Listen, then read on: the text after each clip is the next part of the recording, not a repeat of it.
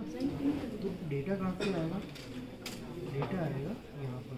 जो कोडिंग कर रहे हैं ये क्या है? ये माइक्रो कंट्रोलर, ये चिप है, ये है माइक्रो कंट्रोलर। चिप का हम लोग प्रोग्रामिंग करते हैं। इस पूरे बोर्ड की प्रोग्रामिंग किस पर? चिप पे प्रोग्रामिंग। जब भी अगर चिप पे प्रोग्रामिंग करोगे, प्रोग्रामिंग करने के बाद यहाँ पर एक QR कोड देंगे, आप अपने फ़ोन से जाएंगे क्लाउड। ये एक कोर टेट के तौर पे लेते हैं। इसमें आप किसी को सेग्रीगेट नहीं कर सकते कि ये अलग अलग, ठीक है, ये सब मिलके काम कर रहे हैं। हाँ, ये पहले चेंज था कि पहले इलेक्ट्रॉनिक्स का मार्केट थोड़ा बिखरा हुआ था, फैला हुआ था। रीजन बीइंग कि इंडिया में इलेक्ट्रॉनिक्स की सर्विसिंग होती थी, हम सब कुछ रिपेयर कर देते थे, मैन्युफैक्चर कुछ नहीं करते थे। बट अब इंडिया में सेमीकंडक्टर इंडस्ट्री लगी है, तो हम चिप्स भी बना रहे हैं, हम कंप्लीट प्रोडक्शन में आ गए हैं। तो इसलिए मार्केट इलेक्ट्रॉनिक्स का भी ग्रो कर रहा है। और जब वो मार्केट ग्रो कर रहा है तो IoT उसमें साथ में आ जाता है। अब IoT को आप BCA या कंप्यूटर में क्यों पढ़ रहे हैं, उसके लिए जरूरी है आपको अगली स्लाइड यहाँ देखिए। IoT सिस्टम और जनरल एम्बेडेड सिस्टम में डिफरेंस क्या है? कम्युनिकेशन। एक तो यानी कि सॉफ्टवेयर है, कम्युनिकेशन है और हार्डवेयर है। हार्डवेयर और सॉफ्टवेयर तो एम्बेडेड सिस्टम वाली है, बट एक चीज ऐड होगी, क्या है?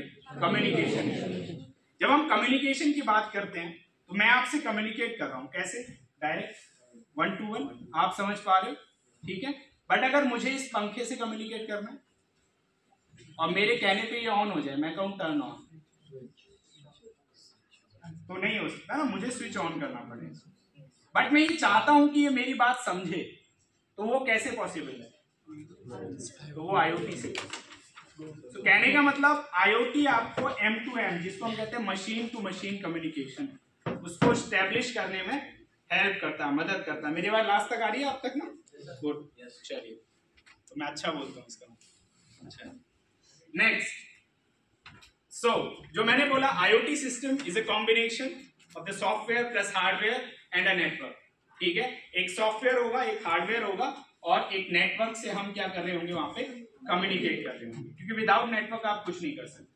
और नहीं कि ये टेक्नोलॉजी ऑफ द फ्यूचर नहीं है, ये टेक्नोलॉजी ऑफ द प्रेजेंट है, अभी भी है, आज भी है और अभी भी चल रही है, ठीक है। ये फ्यूचर यही है, ठीक है।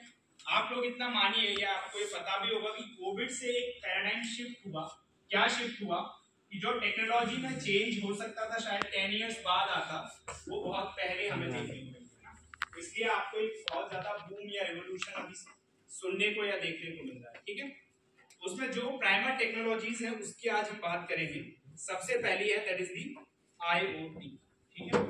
सो यहाँ 3 वर्ड्स हैं, पहले इसको समझते हैं और उसके बाद आगे चलेंगे।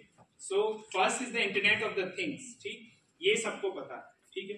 अभी आपने अलग अलग कुछ डेफिनेशंस भी बताई ना, बट इसको थोड़ा सा और इलेबोरेट करते हैं और थोड़ा सा समझने की कोशिश करते हैं। इंटरनेट ऑफ थिंग्स एक्चुअल में क्या है, मतलब कैसे आप मुझे समझाओगे? अगर मैं एक 5th क्लास का बच्चा हूं, या मैं बिल्कुल बहुत नया हूं, मुझे कुछ नहीं पता टेक्नोलॉजी के बारे में, तो कैसे आप मुझे बताओगे कि IoT क्या हो सकता है? बताओ।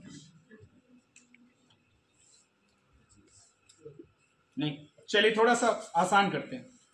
आप में से कितने लोगों को एम्बेडेड सिस्टम्स के बारे में पता है? यहाँ BCA, मोस्टली बच्चे BCA, BTech और MCA, ठीक है। सो BTech में इलेक्ट्रॉनिक्स आप सबने पढ़ लिया होगा ना, इलेक्ट्रॉनिक्स पढ़ते हैं, AE analog electronics. I guess ये थोड़ा बहुत तो BCA में भी होगा, या नहीं? ये बिल्कुल BCA में इलेक्ट्रॉनिक्स से आपको अकाउंट। साइन अप पे क्लिक करने के बाद क्रिएट ए पर्सनल अकाउंट पे क्लिक कीजिए, उसके बाद कंटिन्यू विद गूगल या ईमेल साइन अप, उसको आप ओपन करें, वहां आपको डेट ऑफ बर्थ मांगेगा, कोई भी डेट ऑफ बर्थ डाल दो। अगर आपको याद रखनी है तो अपनी वाली डाल दें, बस ध्यान रखना 15 ईयर्स से अबव होनी चाहिए आपकी डेट ऑफ बर्थ, नहीं तो ये पेरेंट अप्रूवल मांगेगा। इसमें एक थोड़ा इशू है, तो आप